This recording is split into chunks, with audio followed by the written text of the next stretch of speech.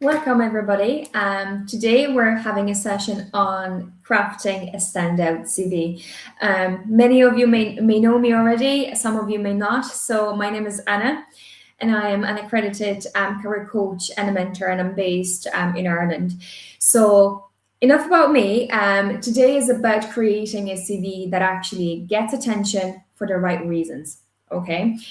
So we all know in the age of AI and ChatGPT and everything, and we might have some rough idea how it should look like, but technically, let's look at it from a perspective of employers and what actually they're looking for specifically.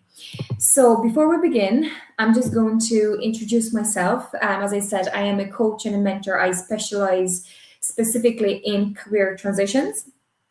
And I really care that my clients pivot with clarity and confidence.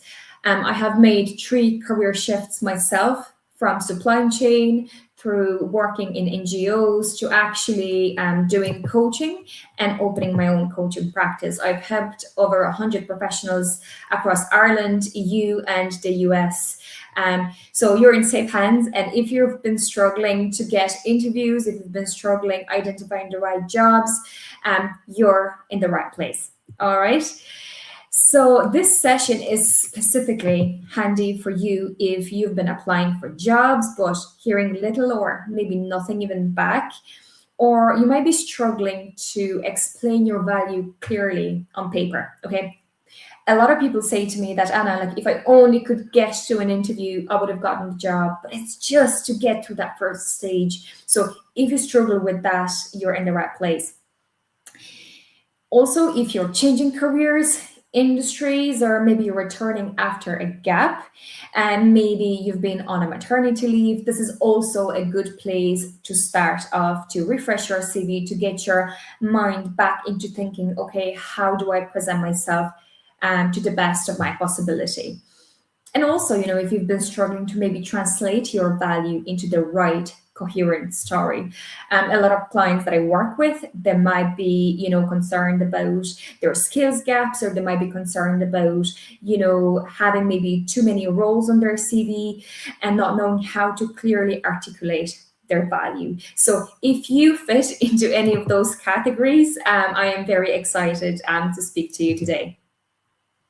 And what you can expect is, to actually learn, what recruiters are actually looking for in a CV and how to make it focused and strategic. Again, as I said, in the age of AI, there's a lot of, ChatGPT and things like that going on, and you're being thrown different perspectives, different advice for one single document, and that's a lot to process. So today I'm trying to make it as simple for you as possible and as memorable for you as possible. So then when you actually get into that stage of, okay, I need to focus on my CV now, you know exactly what you're doing and how you're doing that for. Okay. So we will also look into how we could tailor your CV without rewriting it from scratch every single time, which is very important because we can get so tired of it. And of course, then, what we're going to learn what creates clarity, credibility, and confidence on paper. Okay, so again, very warm welcome from me to everybody who is here. And if you have any questions or if you have any concerns, any comments maybe throughout, feel free to leave a comment below. Feel free to ask questions, and I will try to answer them after I'm finished with the session. If you are not satisfied with the amount of the answer, or maybe you're looking for something different or something specific, you can also book a call with me afterwards, if you're still struggling with your career or with your CV, or if you'd like to have more support in general. Okay, so feel free to leave any comments, ask questions. This is what the session is for. Okay, so let's get started with the question: what is a CV exactly? What is it? In short, it's your positioning document. Okay. And its job is to make a recruiter quickly understand those four things. So, are you relevant to the role? Are you good at what you do? Is there a career logic and consistency across the story that you've been telling with your CV? And what has been your scope or seniority, based on your CV? Now, having said that, CV is only your positioning document, but this is not your whole professional presence. Your professional presence consists of many touch points across the way. So it could be your LinkedIn profile, it could be your CV document. So that's one. Okay, we're covering one aspect of it today. But there is also the way, how you present yourself in interviews, and also, how you interact inside and outside of work. Okay, so this is important. Your professional presence is not only CV, it's a part of it. Okay, but then you might ask me, but Anna, hey, like how how do I actually ensure it positions me well? Well, to ensure that you are staying relevant to the role, specify your intent and name your relevant abilities and experience. To prove that you are good at what you do, try to come up with as much evidence of your impact as possible. Okay, so don't just describe your responsibilities. And to bring this career logic into your CV, ask yourself this one question: does your story make sense? If it doesn't, like if you feel unsure, if you don't feel confident about how your career has been going so far, this might be your first stumbling block into getting your clear CV. Okay, because if you can't answer that question yourself, how are we supposed to make somebody else feel the same way? Okay, and your scope or seniority. So basically, they're trying to understand, are you capable of handling the job in essence? Okay, so these four questions are so important to position yourself clearly on your CV. But then, sure, people might ask me, but I've been doing all this. I still don't get interviews, I still get rejections. So there is a couple of things that people that are good at what they do still get overlooked. And why is that? It's most likely one of the below things, which is, if you might provide too much information. So let's say if the recruiter or HR manager needs to look for the information unnecessarily, okay, or if you have no clear direction, if there's no clear intention towards the job application, okay. You're using too generic language. Maybe it sounds like ChatGPT generated document. It doesn't sound like you. It's not authentic, and it basically blends with every single CV that's done the same thing. Okay, your responsibilities might be listed instead of the actual impact, which in turn, doesn't create any credibility whatsoever. It might seem almost like a spillover of different buzzwords that have no meaning. Okay. So it's important to stay credible with your CV. And if you're trying to appeal to everyone, you're essentially appealing to no one. The more specific you get, and I'll talk about it later as well, the better result you'll get for a specific type of roles. And also, if your CV is written from your own perspective rather than from your employers or from hiring managers, you might be shooting yourself in the knee a little bit. So how do we change it? Try to, not let anybody who's reading your CV look for the relevant information, okay? So what I mean by that, if a role requires 10 specific skills, put them out there, put them first. Get rid of all the buzzwords and junk words that don't really add any value, or they're nice to have, but they don't really bring the point across that you are the best and the best person for the role. Okay. And also, don't let them guess what you want. So bring that clear intention. Specify your direction. Why are you applying for this role? Are you applying for this specific industry for a reason? These are the good questions to ask yourself. And again, as I said, don't use this generic spillover language buzzwords, which doesn't really make sense, because these days anybody can type into Google or ChatGPT, okay, so what are the top skills needed for a role, and then put them on their CV. But what really makes a difference is how you make yourself credible. So there's a difference between saying I am a hard worker versus I have a proven track record of improving efficiency by 20%, let's say. Huge difference, same meaning.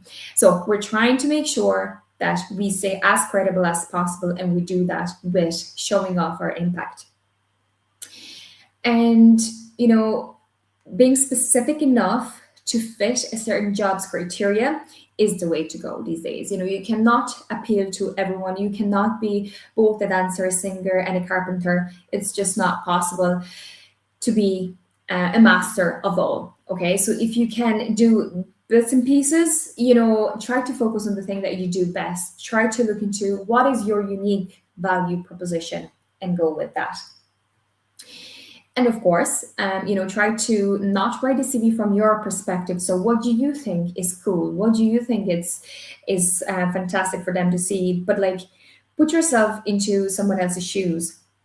If you were the employer who was hiring for this specific position, what would you like the person applying to be? What would you like them to be able to do?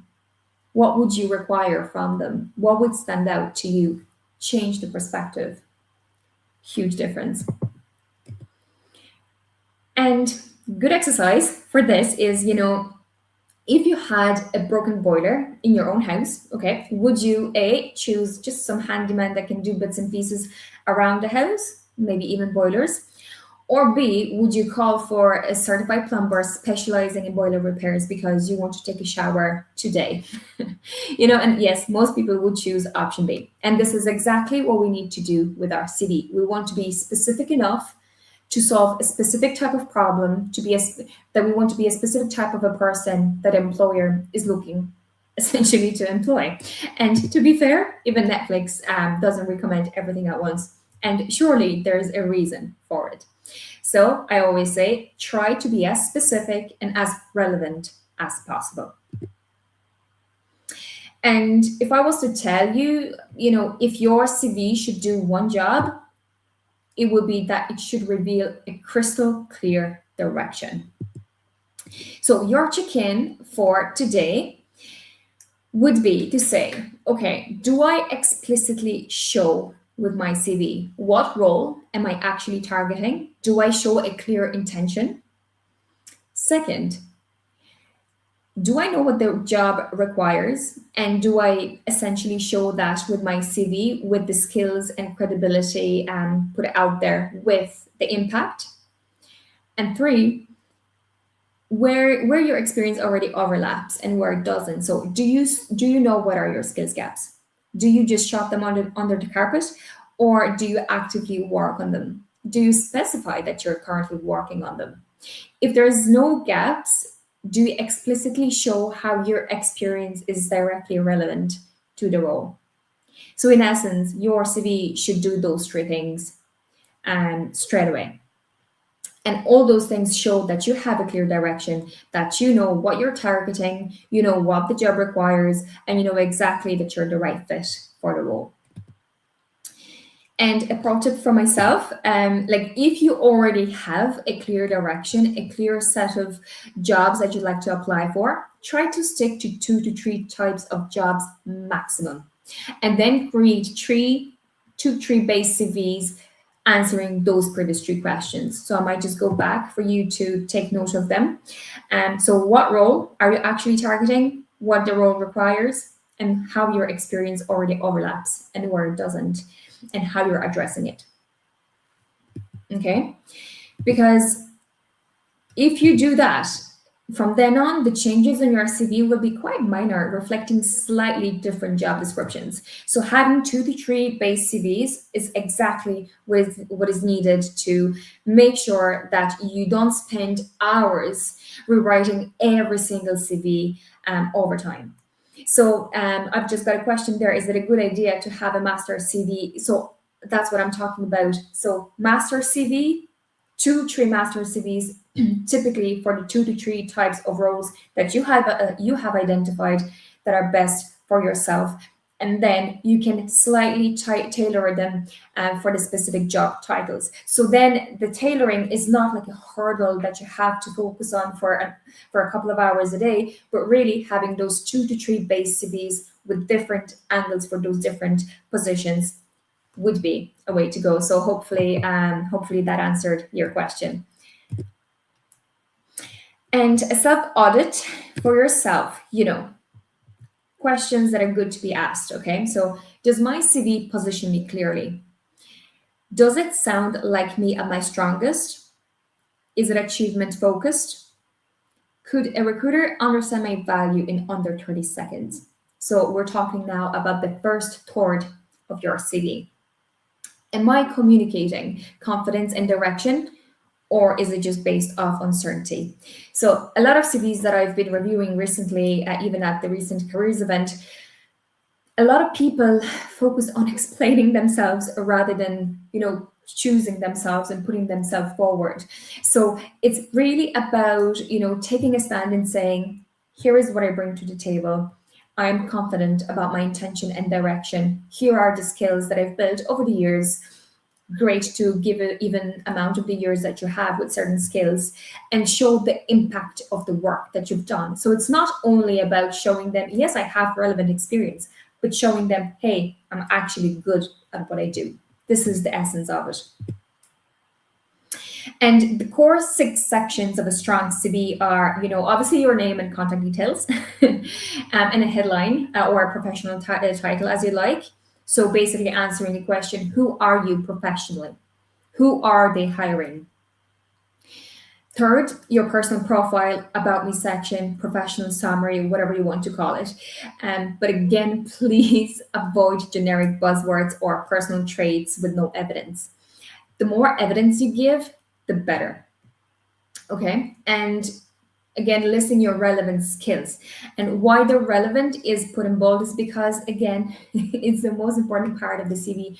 Don't let your employer, the hiring manager, guess whether or not you are relevant for the job.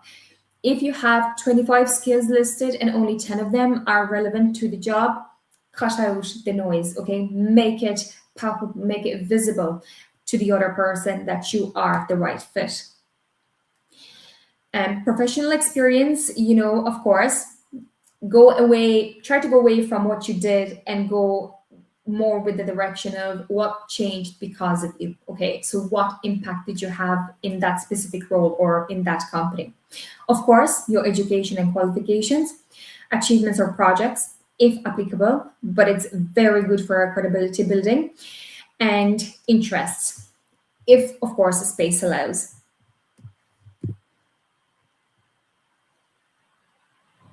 So your headline is basically ideally the name of the job that you're applying for, your expertise or field, your contact details.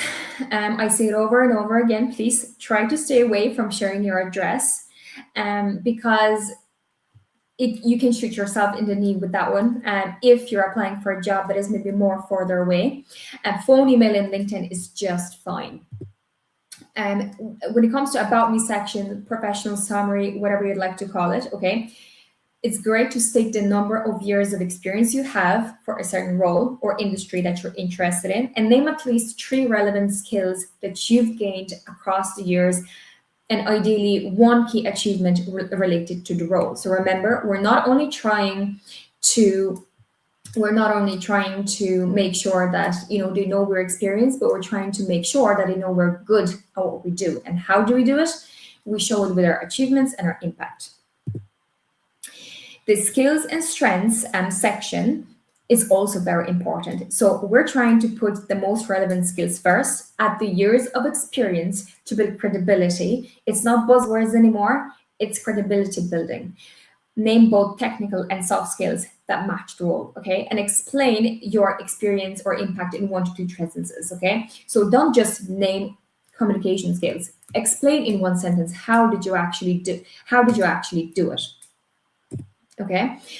And the experience section then, as with everything, it's all about relevance. So put the most relevant tasks to the job description first, and then describe how did you do the tasks. So feel free to talk about your methodology, tools, tech, skills, whatever you use to do a task. But most importantly, name the result or the aim if the result is not available. Quantify where possible. If you don't know the exact number, it's okay to give an average. It's okay to say more than half or things like that. The more scope you talk about, the better. If you don't have a result, if you don't have a name, well, can you talk about the scope? How many people have you worked with? How many projects? How big were the projects? It all counts.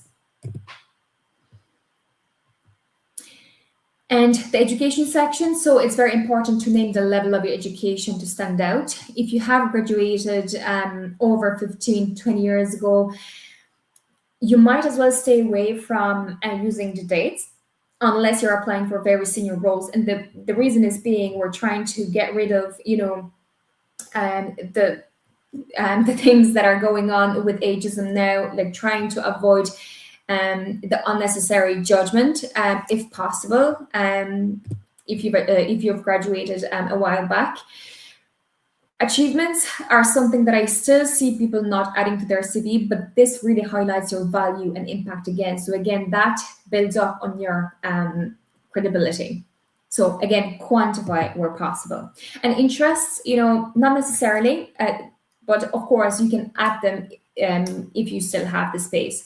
Title in 1 sentence explanation is more than enough.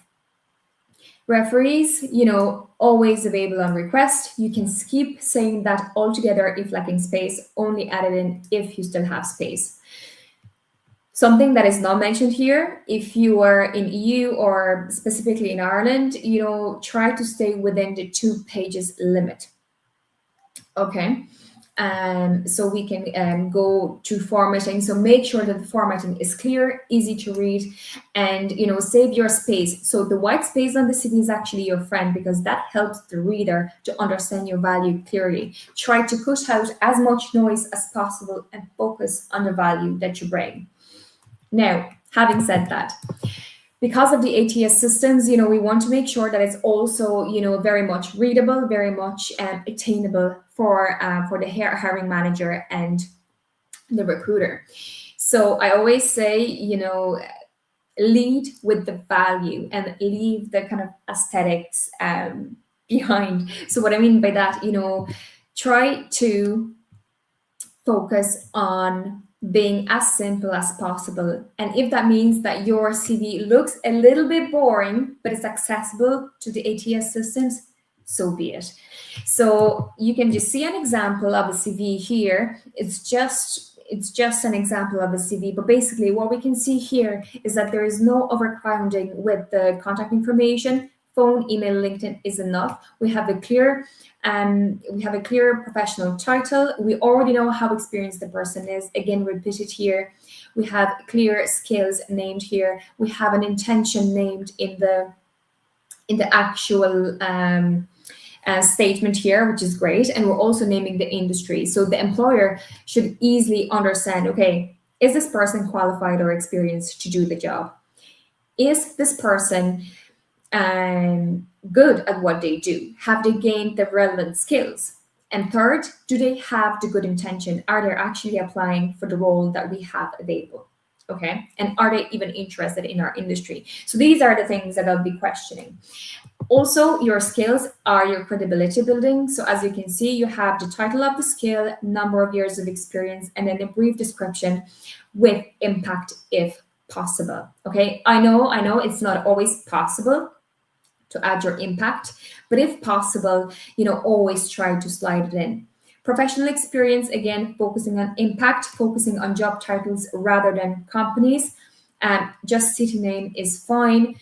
Education level, name the level of your educational attainment. Keep the dates if they're, very close by, and please don't forget about the key achievements.